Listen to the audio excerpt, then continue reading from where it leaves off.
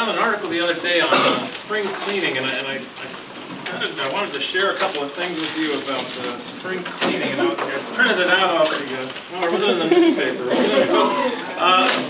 Clutter. It's the bane of my existence. It all started maybe back in 8th grade when I saved all my notebooks and my folders, and I put them in a box in the closet in the basement where my bedroom was. 8th grade, 9th grade, 10th, all the way through 16th grade is stored in that basement closet still where my parents live. I don't live there anymore, but my stuff does. Then I moved on. I got married and moved into another house where the attic is full of stuff from teacher training and master's in education. And then down in the basement, I have all this stuff for science teaching, all these lesson plans and all the stuff that the science teacher needs to teach the lesson plans, lots of kits and things. I don't even teach science full-time anymore. But I got well, what am I going to do? Solutions. You know, I can't find that article, but I have some of my own ideas of cures for the common clutter. First thought I had was maybe to change my own DNA.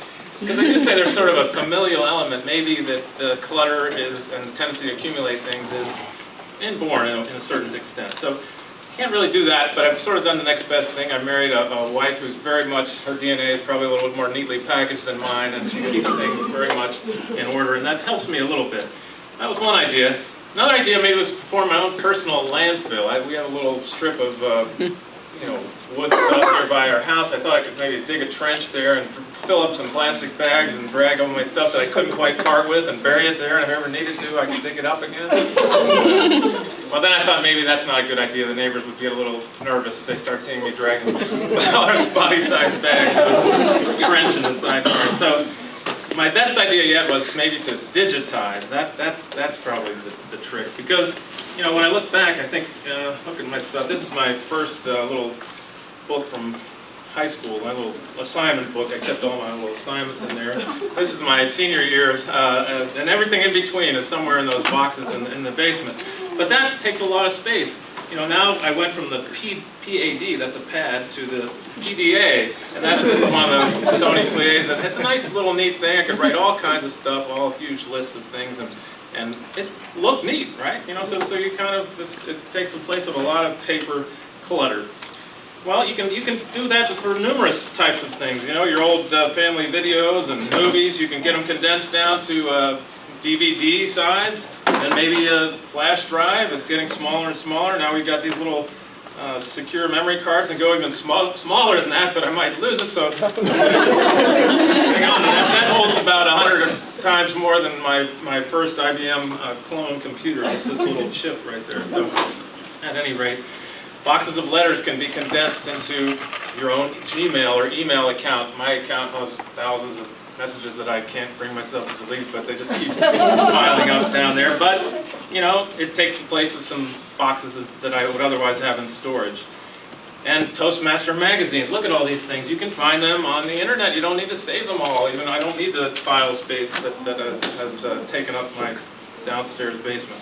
And there's no need to really organize when you can digitize, because you can then search, and it's the computer algorithms who can find your stuff if you just let it do its thing.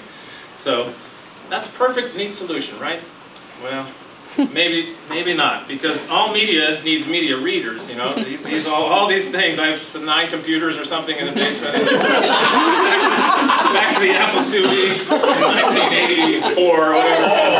And when the floppy disk. At any rate, you know, the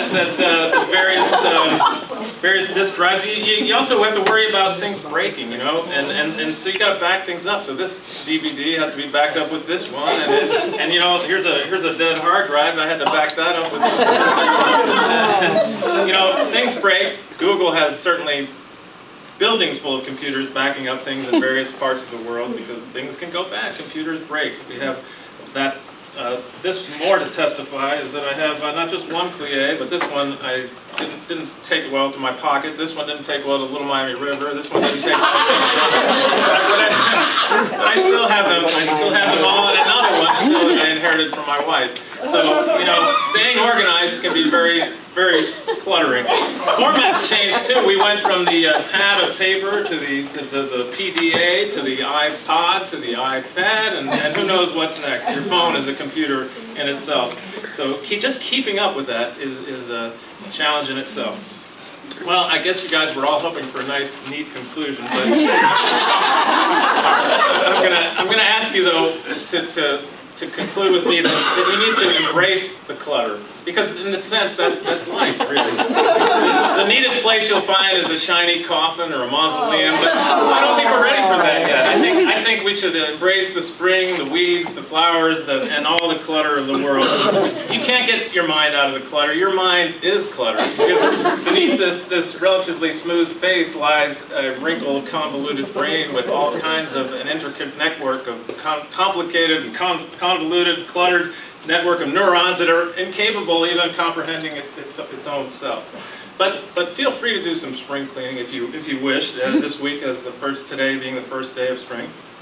And you may find there's a time and a place for everything. Or is there? Now if you'll excuse me, I need to do a little straightening up.